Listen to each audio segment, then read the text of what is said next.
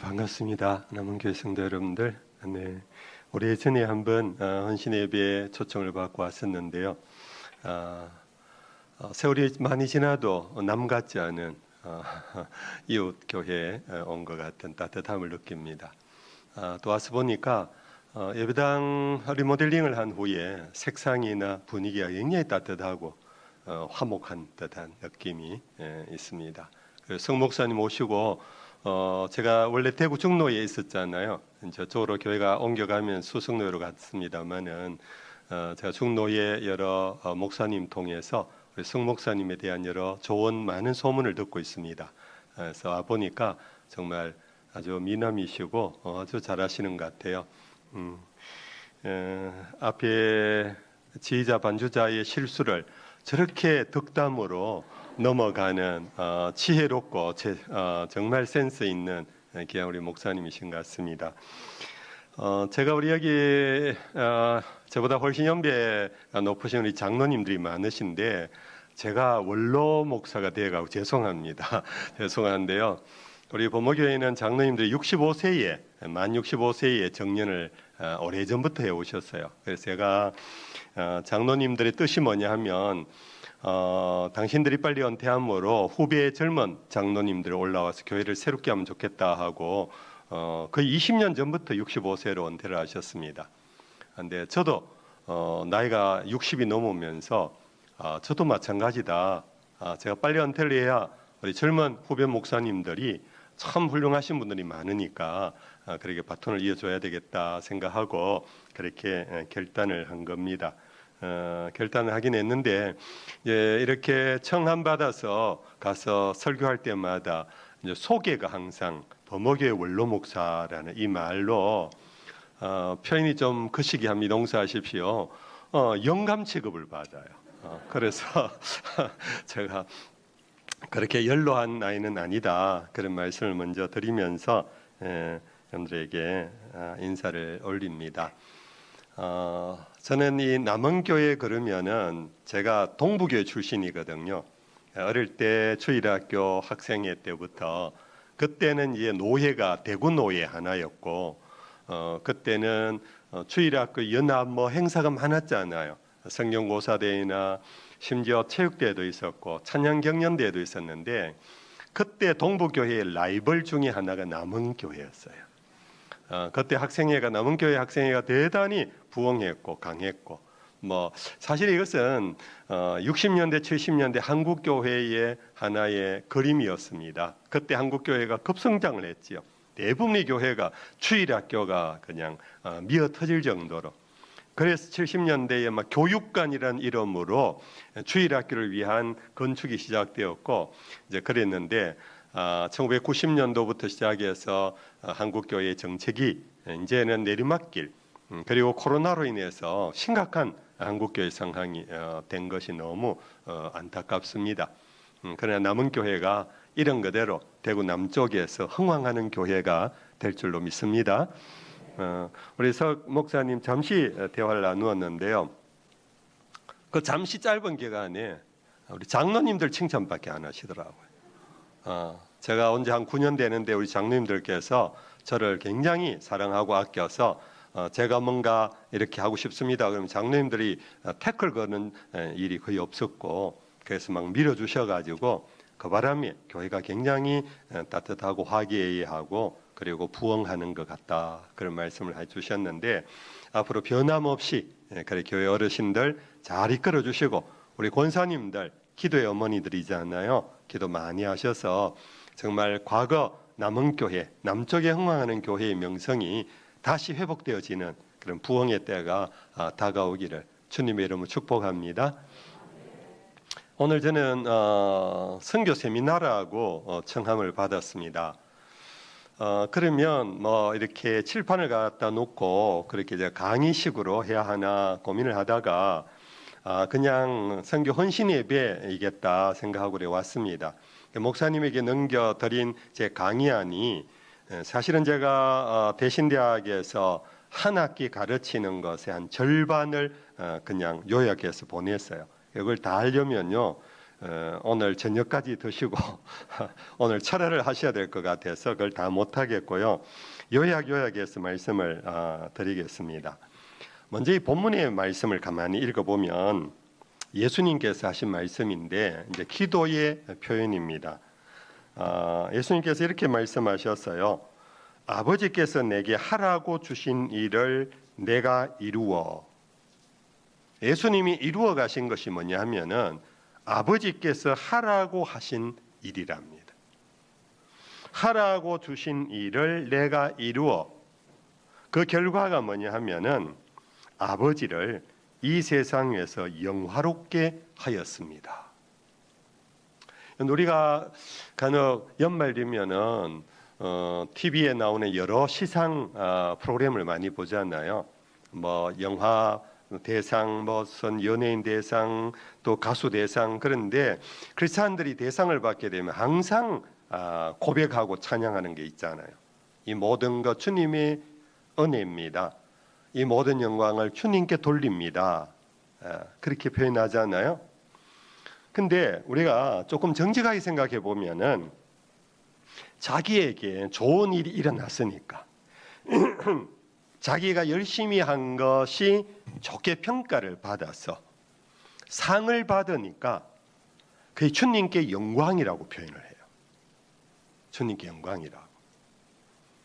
근데 그러면 우리가 원하는 일이 안 이루어지거나 애쓴 것이 이렇게 좋게 평가를 받지 못하고 대상을 못 받고 그러면 하나님의 영광이 뭉개지나요?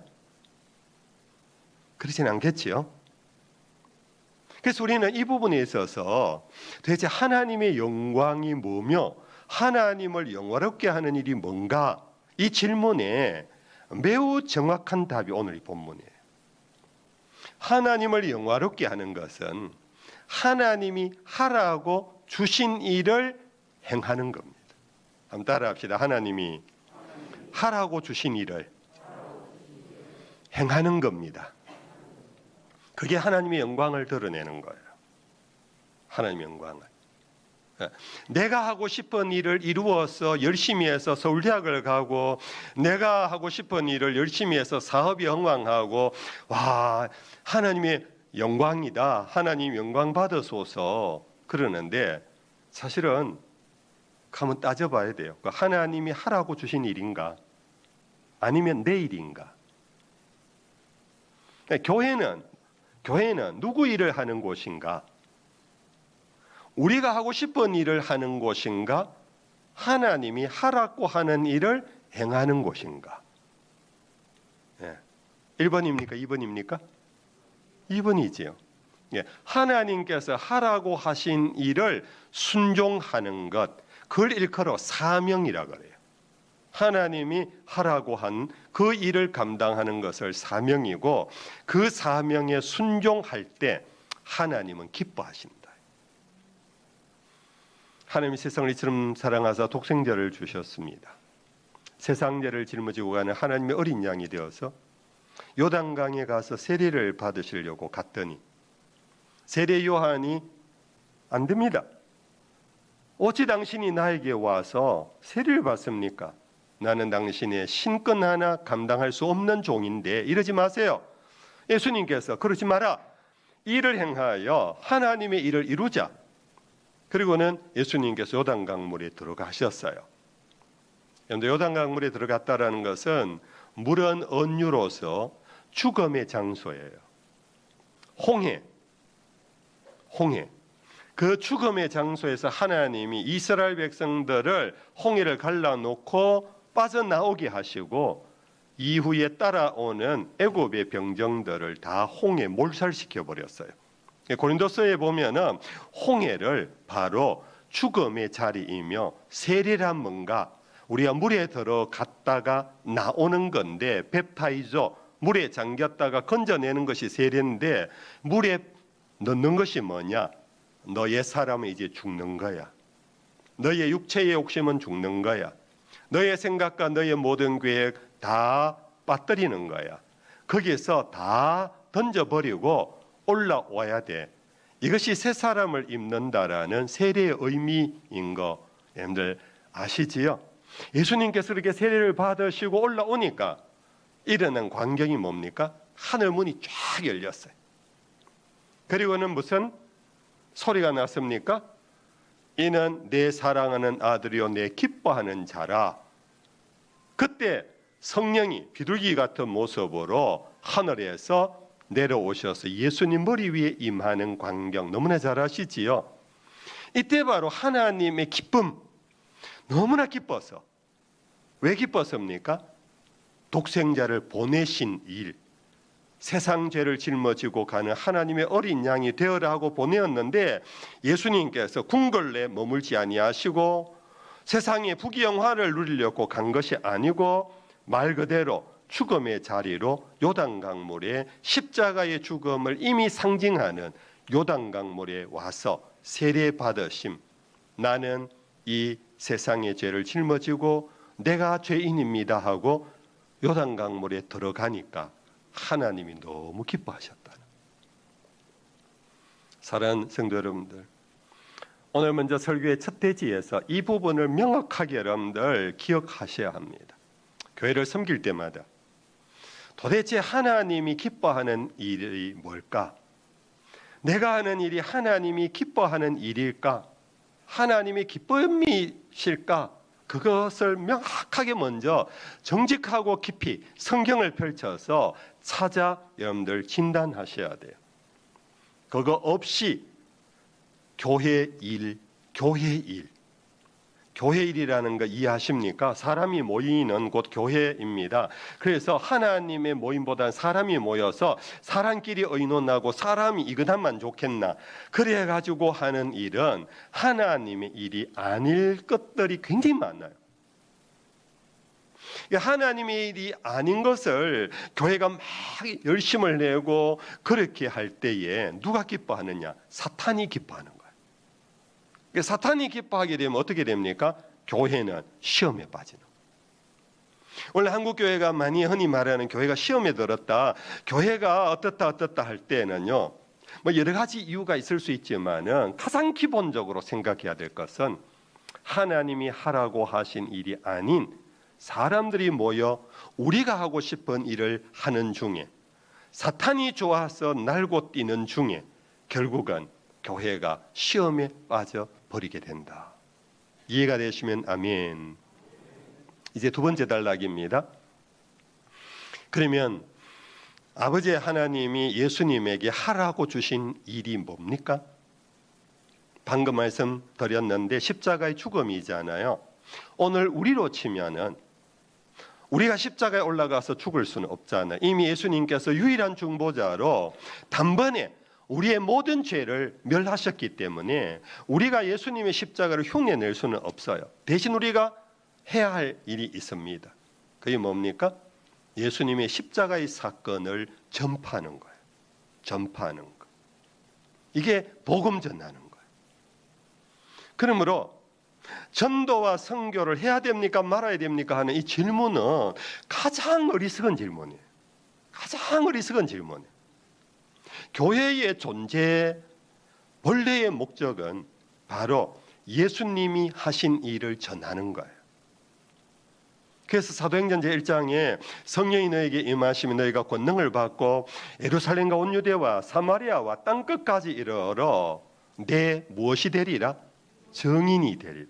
증인이라는 게 뭡니까? 예수님이 하신 일을 전하는 것이 증인이에요.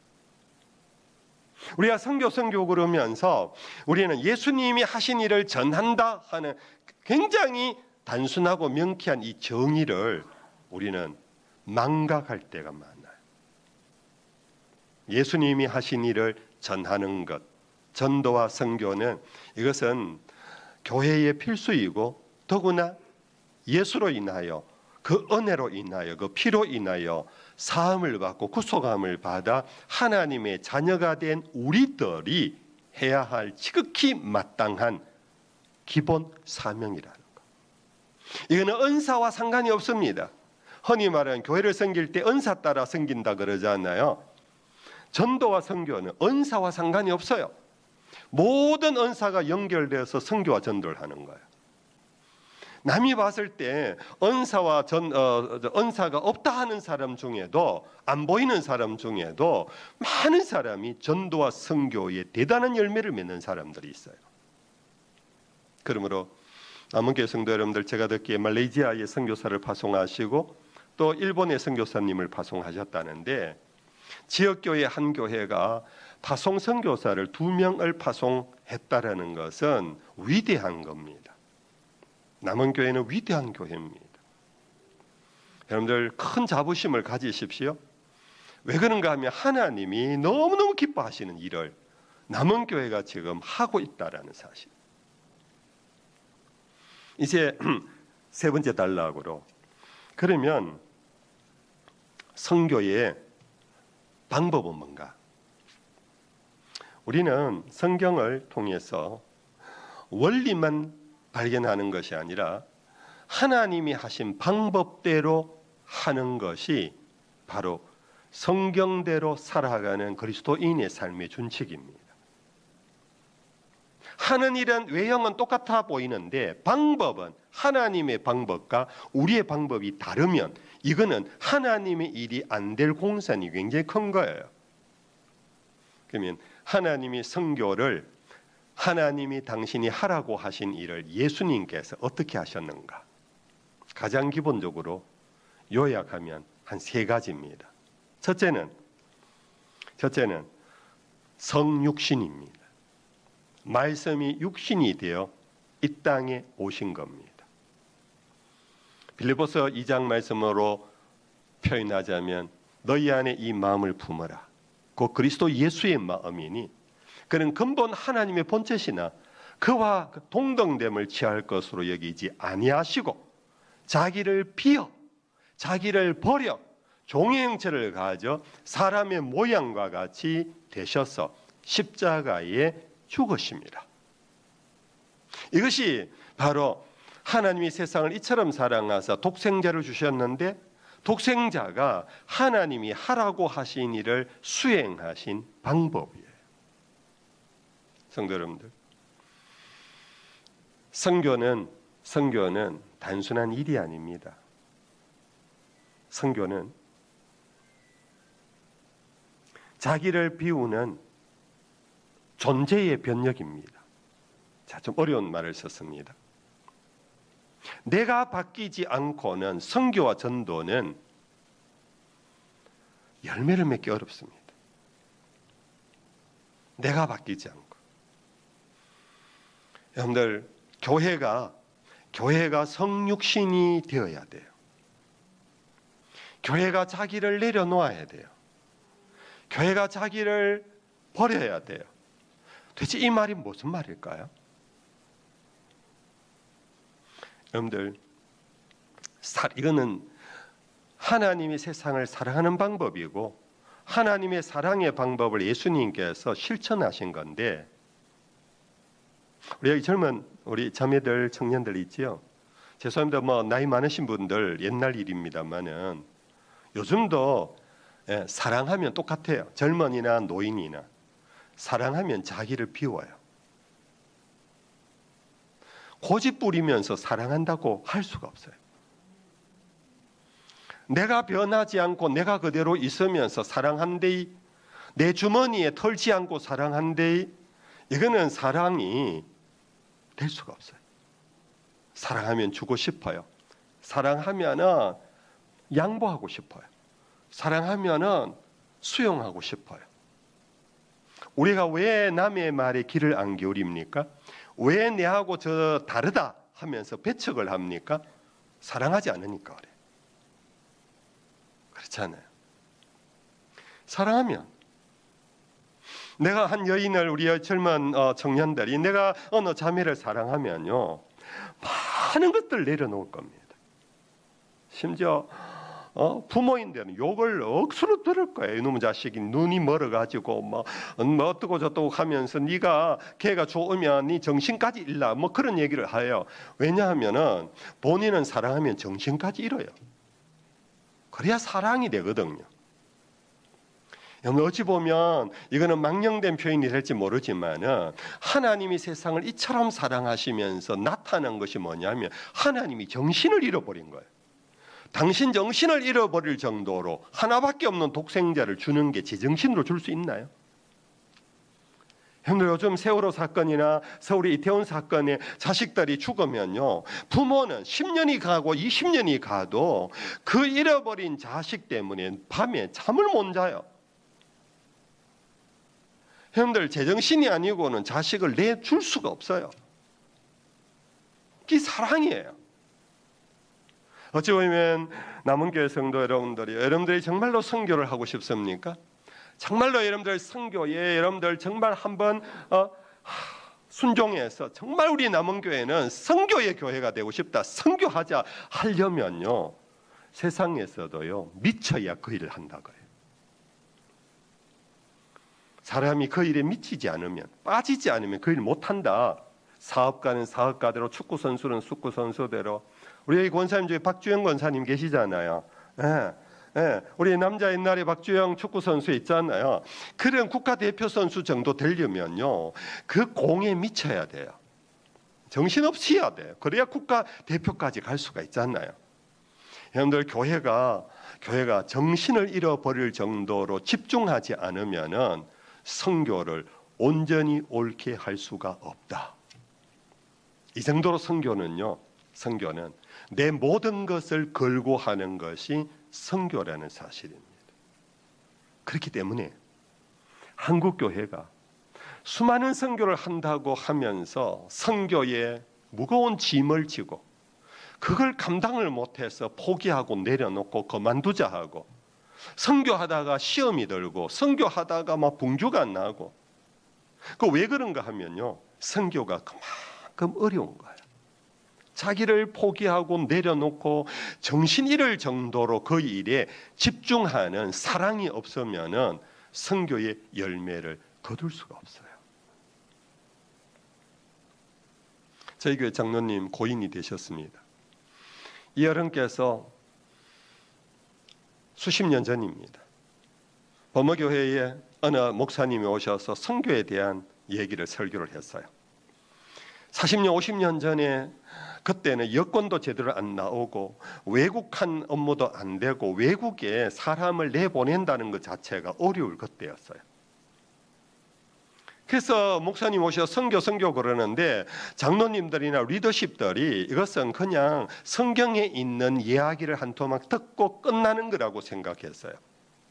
근데 장로님 한 분께서 그것이 성령의 감동으로 마음에 새겨지기 시작했어요. 그래서 목사님에게 목사님 선교합시다. 그 목사님 당에 내놓으니까 장로님들 아무도 동의를 안 한 거예요. 지금 우리나라도 먹고 살기 어려운데, 우리 지금 농어촌 교회가 얼마나 어려운데 무슨 선교, 그러면서 아예 당회가 의논이 조금도 연결이 안 된 거예요.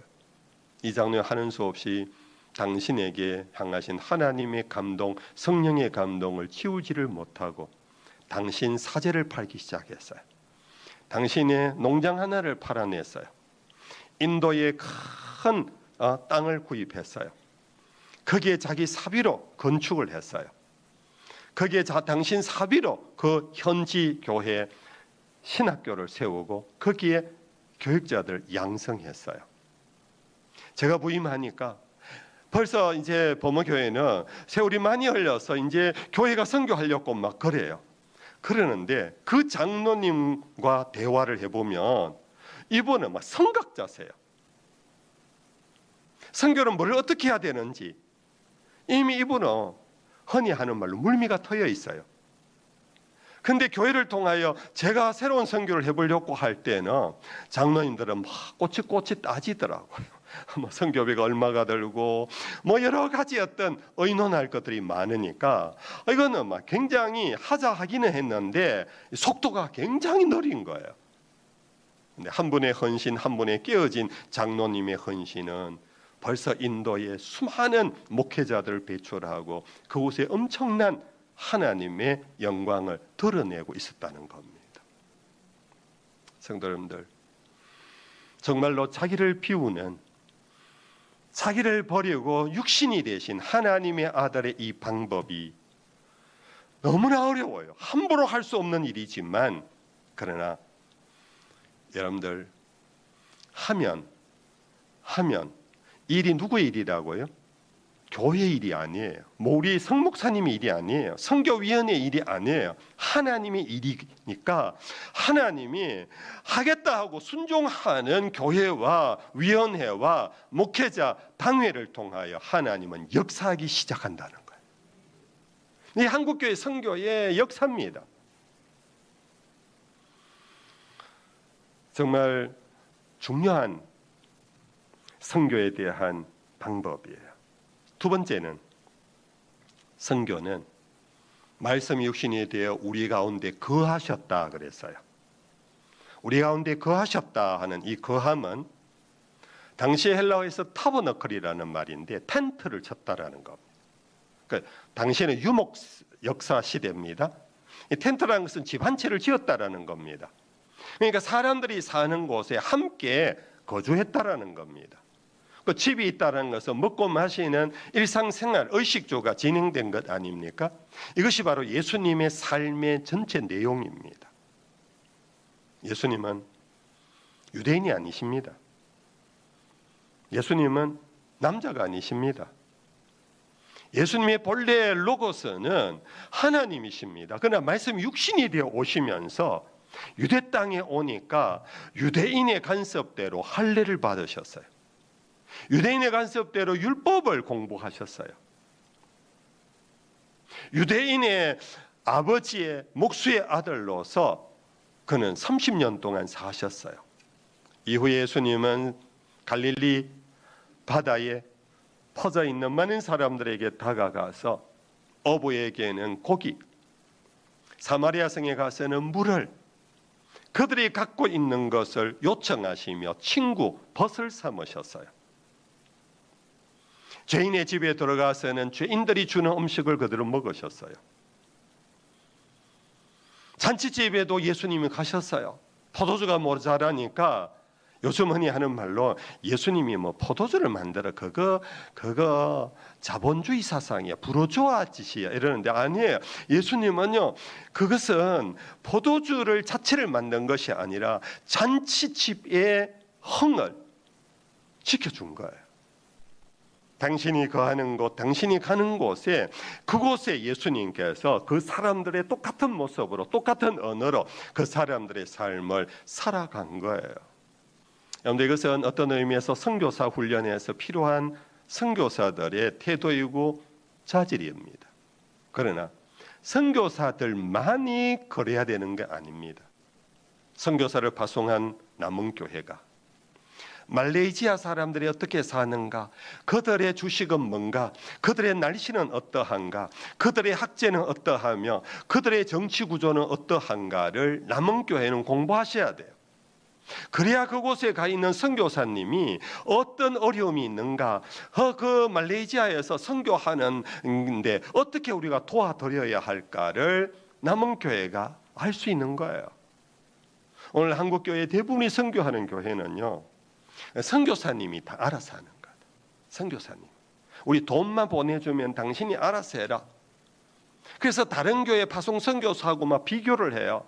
어느 선교사는 막 오지에 들어가서 벌써 세례 교인이 10명이나 생겼고, 어떤 데가 뭐 예배당 건축을 했고, 막 이런 얘기만을 듣고 우리 선교사님 뭐하노? 이러면서 이제 선교에 막 시험 들기 시작하는 거예요.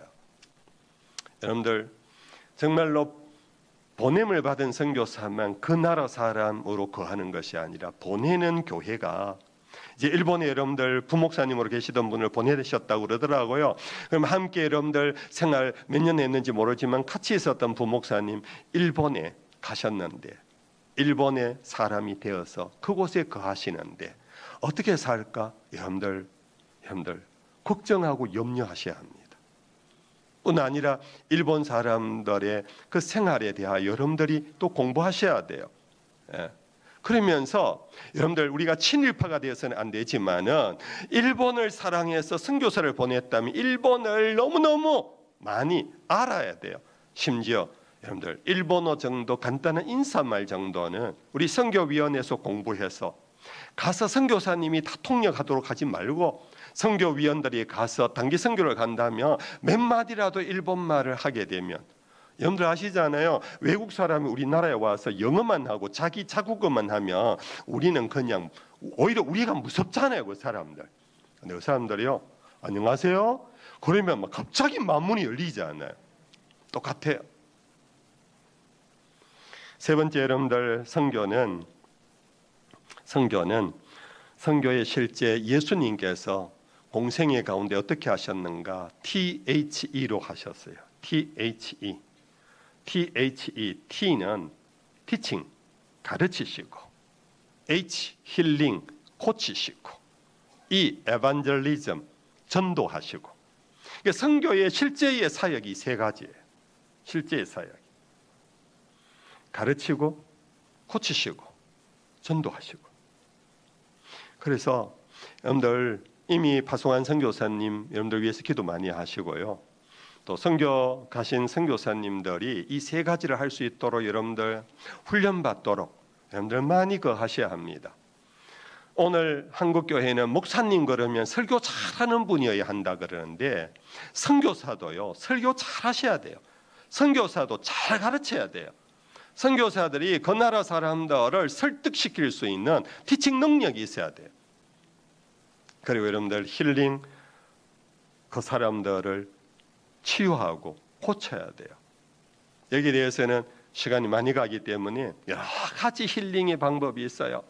여러분들 상담 치료가 있습니다. 음악 치료가 있습니다. 의료 치료가 있습니다. 여러분들 많은 치료의 방법을 가지고 그렇게 하는데 선교사님 혼자 못해요. 여기에 바로 파송한 교회가 단기 선교를 통하여서 의료 선교를 갑니다. 임용 선교를 갑니다. 상담 선교를 갑니다. 여러분들 여러 가지 모양으로 그분들의 가난하고 어렵고 고통스러운 삶을 변화시켜주는 그러한 일들을 수행하셔야 돼요. 그리고 아무리 여러분들 잘 가르치고 우물 파주고 병원하고 학교해도요. 예수를 전하지 않으면 선교는 꽝이에요. 그래서 항상 예수의 복음 그 이름을 전하는 그 사역을 반드시 해야 된다라는 것. 이제 말씀을 마지막 정리하면서 선교는 그 원리와 방법 그 다음에 필요한 것이 지역교회가 선교할 때에 여러분들 한두 가지 주의하고 힘써야 할 것이 있습니다. 첫째 주의할 것은 각계전투 선교를 하면 안 돼요. 각계전투라는 우리 군에 갔다 오신 남자분들은 압니다. 백병전입니다. 내가 칼빈 소총을 들고 뛰어가서 적군을 쏘고 죽이고 고지를 점령하는 겁니다. 남이 어떻든 내가 혼자 달려가는 겁니다. 그건 옛날 전쟁이에요. 옛날 전쟁. 우리 한국 전쟁 때 중국의 인민군들이 인해전술로 막 내려오는 바람에 결국 우리 압록강까지 갔다고 우리가 후퇴했잖아요. 저 사람들의 백병전을 각계전투를 감당을 못했어요. 왜냐? 수가 아예 많으니까. 근데 이제는 현대전은요 수로 전쟁을 하는 게 아니라는 걸 우리는 이미 상식적으로 압니다. 이제는 전술과 전략이 필요해요. 우리 남원교회가 선교할 때예요. 선교할 때 선교사님 혼자서 감당할 수 없다라는 걸 먼저 아시고 한 예를 들면요 쉽게 우리 성 목사님 죄송합니다. 성 목사님이 이 남원교회 오셔갖고 설교하려 주일학교 가르치려 찬양대 지휘하려 심지어 토요일이면 교인들 맞이하기 위하여 예배당 청소하려 새벽에 종치면서 요즘 종같이 옛날에 종지기 하면서 땡글랑 하고 이제 새벽 종입니다. 새벽 기도 오십시오. 이 일을 담임 목사님이 할 수 없다는 거 여러분들 이미 아시잖아요. 근데 문제는 우리 교회 담임 목사님은 그 모든 걸 못해. 그래서 지휘자도 세우고 반주자도 세우고 주일학교 교사도 세우고 주일학교 교육전사도 세우고 그러잖아요. 그런데 이상하게 유독 선교사에게만은 이 모든 걸 당신이 해라고 하는 거예요. 여러분들, 한국에 같은 언어를 쓰는, 같은 감정과 문화 속에 같은 음식을 먹고 하는 이 땅에서도 한 사람이 1인 2역 3역 하기는 정말 어렵습니다. 근데 타국에 와서 언어도 안 되고 정말 어려운, 기후도 안 되고 풍토병도 있는 그곳에요, 선교사님이, 지금 대부분의 선교사님이 바로 그래요. 주일날 종도 치고 예배당 청소도 하시고요, 주일학교 아이도 다 가르치고요, 청소년부도 다 하시고요, 어른들 모아갖고 교리 공부도 가르치시고요. 여러분들, 여기에서 수많은 선교사님들이 병에 걸려서 일찍 병에 걸려서 세상을 떠나는 선교사님들이 얼마나 많은지 모릅니다. 세상을 안 떠나시면요, 정말로 사명으로 왔다가 나는 정말로 못합니다, 하나님 정말 죄송합니다 하고 선교지 이탈하는 경우가 많아요. 거기에 책임은 파송한 교회가 있어요. 그래서 선교의 전략과 전술이 지역교회가요, 이거는 그냥 어디까지나 example, 예를 드는 겁니다. 남은교회가 선교사님을 한 분 파송했어요, 어느 지역에. 그러면 남부교회가 또 선교사님을 그 지역에 같이 파송했어요. 이러면 더더구나 좋고, 남부교회가 선교사님 파송하려고 그럴 때에 여러분들께서 남부교회 당회와 연합당회를 하십시오. 남북의 당에 선교사님을 파송한다는데 우리 선교사님 지역에 파송해 주면 어떻겠습니까? 여기 사정은 이렇습니다. 그러면 남북의 당에서 듣고 아우 괜찮네, 그래 보내서 여러분들 두 교회가 합쳐서 한 지역에 두 선교사님을 보내는데 똑같은 사람을 보내면 안 돼요.